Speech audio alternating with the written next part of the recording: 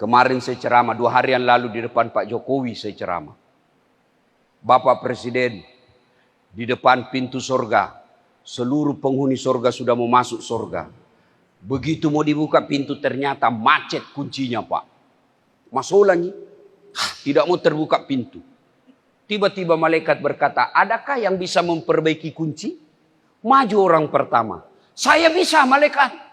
Siapa namamu? Momoto. Dari mana? Dari Jepang. Saya bisa memperbaiki ini, tapi biayanya 3 juta. Untuk apa 3 juta? 2 juta pergantian spare part barang. Pergantian barang yang rusak, 1 juta biaya kerja. Oke. Maju orang kedua. Saya lebih bisa. Siapa namamu? George dari Amerika. Tapi saya bisa memperbaiki lebih baik dari tadi. Tapi biayanya agak mahal. 5 juta rupiah. Kata malaikat, kenapa bisa lebih mahal? Dia bilang 2 juta biaya penelitian. Dipelajari dulu apa masalahnya. 2 juta pergantian barang rusak. 1 juta saja biaya kerja. Maju orang ketiga. Nama broker. Dari mana? Indonesia. Saya bisa lebih baik dari Jepang dan Amerika. Cuma biayanya agak lebih mahal. Berapa kau minta?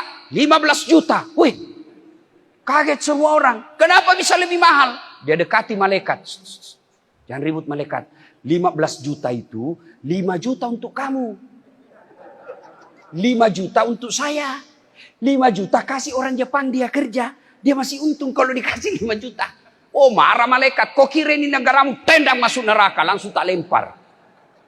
Ini yang rusak negara kita. Ya. Silahkan jadi pedagang. Cari nafkah apa saja. Tapi yang halal. Sahabat Nabi itu dulu. Nabi dan para sahabat. Kalau ada ceramah. Langsung dekat-dekat semua. Mas Sampai Iwere. Mas Sampai Baraka. Begitu mulai berdiri Nabi. Pada dekat. Kalau di sini saya lihat, Assalamualaikum warahmatullahi wabarakatuh. Pada jauh. Ciri-cirinya itu yang dekat-dekat dinding, itu sudah tua kasihan. Bukan karena godaan setan, sudah tua. Jadi wajar kalau dia jauh-jauh cari-cari panyandar-panyandar. Ciri-ciri sudah tua kasihan itu. Bukan zamannya setan, tapi mencari duduk yang nyaman. Ibu bapak, saudara-saudara sekalian. Suatu kali, Nabi menuju ke perjalanan. Suatu tempat. Jadi kira-kira dari sini ya sampai ke depan pasar. Kira-kira seperti itulah. Ketika Nabi ke sana, Nabi melewati pemakaman, tapi bukan pemakaman Covid. Ya. Pemakaman biasa. Waktu Nabi lewat di kuburan itu, kompleks pemakaman, Nabi bersabda, "Ma peri-peri ko, langkahkan kakimu dengan cepat." Langsung sahabat begini semua. Sampai Nabi di tujuan. Setelah sampai di tujuan, Nabi pulang lagi. Lisusi. Kembali lagi. Rute yang sama. Melewati pemakaman. Begitu lewat pemakaman, seluruh sahabat kasih cepat lagi langkahnya. Nabi bilang, "Tidak usah, santai saja. Tidak usah buru-buru. Tidak usah buru-buru. Biasa saja jalanmu." Bertanya sahabat, "Ya Rasulullah, tadi waktu pergi, kami diperintah cepat-cepat. Sekarang tidak. Ada apa ya Rasul?" Nabi bersabda, "Andai saja kau diberi telinga seperti yang saya dengar, kau dengar ini orang disiksa di kuburnya. Ini orang dalam kubur disiksa. Tadi waktu pergi, saya tidak tega dan tidak tahan mendengar dia lama disiksa. Maka saya mau cepat jauh supaya saya tidak dengar dia disiksa. Icallai onna iye, icallai. Dena lemuknya waku mangkalingai. Tidak betah saya dengar dia disiksa. Maka saya buru-buru cepat supaya saya tidak dengar. Disiksa ini dalam kubur. Pulang tidak lagi. Ibaratnya tadi waktu pergi didengar ditumbuk kepalanya. Pak, dok, duk. Nabi kasihan. Pulang tidak ada lagi tumbuk-tumbuk. Lalu sahabat berkata, "Kenapa ya Rasul?" Nah, tadi Allah perintahkan kepada malaikat. "Hei malaikat, sudah mi, jangan lagi kau siksa dia. hentikan siksaanmu. Kenapa? Tidak mungkin ini orang kusiksa, anaknya di dunia lagi belajar mengaji, membaca basmalah. Baru anaknya membaca Bismillahirrahmanirrahim, Allah perintahkan, malaikat, sudah, jangan kau siksa ini orang tua. Napa mak baca bismillah? Baru membaca anaknya yang hidup Bismillahirrahmanirrahim, Allah sudah perintahkan kepada malaikat, hentikan siksaan ini orang tua dikubur. Nah, ibu bapak, saudara-saudara sekalian, terutama bapak-bapak ini yang sudah muka-muka sakaratil maut. Karena itu kalau sholat subuh, pensiun-pensiun yang banyak, Pak. Ini saya lihat juga ini. Sudah pada putih rambut, mulai batok-batok. Bapak-bapak, mau bayangkan bagaimana nanti dikubur? Mau bayangkan bagaimana nanti nasibnya bapak dikubur? Lihat anak sekarang. Kalau subuh seperti ini, ada anak datang ke masjid, bapak sudah tenang deh. Tenang, Pak. Tapi bapak sudah makin tua, makin sakit-sakit, makin jalan, makin susah. Anakmu tidak pernah kau dapati di masjid. Rumahnya memang mewah, pintu-pintunya berlapis emas, proyeknya miliar-miliar, tapi kau tidak pernah mendapatinya dalam masjid berjamaah. Tidak pernah kau dapatinya sholat subuh, tidak pernah kau dapatinya ngaji. Demi Allah, siap-siap kau sengsara nanti di kuburmu. Tapi kan ada amalku, Ustadz. Ada pahalaku, Ustadz. Berapa lama bisa bertahan itu pahalamu? Akan habis.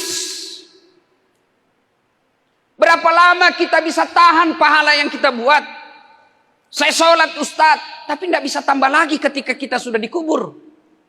Saya puasa Senin Kamis, Ustadz. Tapi tidak bisa lagi tambah ketika kau sudah dikubur. Saya umroh tiap tahun, Ustadz. Begitu bapak masuk kubur, tidak bisa lagi umroh. Tapi amalmu yang bisa berlari-berlari terus, memproduksi terus, mengalir terus, nambah terus, meskipun kau sudah mati, adalah anak yang soleh dan soleha. Biar bapak sudah tulang-tulangnya hancur, hilang sudah di muka bumi ini, tapi selama anaknya masih mengaji, meninggal anaknya lagi anaknya mengaji, cucu namanya, anaknya lagi mengaji, cicit namanya, anaknya, cicitnya. Tapi begitu bapak meninggal, bapak tinggalkan anggota DPR yang tukang tipu, bapak tinggalkan pejabat yang korup, bapak tinggalkan anak perempuan yang tidak pakai jilbab, bapak tinggalkan kontraktor yang belum diresmikan perusahaannya sudah ambruk. Rugilah kalian menjadi orang tua. Dan itu hebatnya dia anak soleh. Nggak susah. Bapak mau punya doktor S3, S1 sarjana namanya, S2 magister namanya, S3 doktor namanya, S4 teler namanya. Pak, bisa anakmu doktor kalau dia tidak sarjana? Saya tanya, bapak-bapak bisa ndak anak kita doktor kalau tidak sarjana? Bisa saja disebut doktor honoris causa, penghargaan. Tapi itu sedikit sekali. Ibu-ibu, ibu-ibu yang pegang handphone, saya doakan suamimu kawin lagi. Bilang kak tadi simpan dulu HP-mu. Dupai. Bu, Bu, bisa ndak anakmu jadi dokter kalau tidak pernah kuliah fakultas kedokteran? Ndak bisa. Kada bisa. Bujur ulun.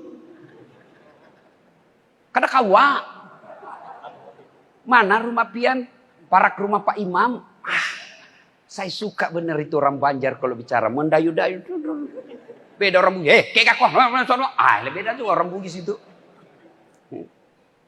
Kada manahan belaki Bugis. Dipadahi kada metepe. Bapak saudara-saudara sekalian, Ayo,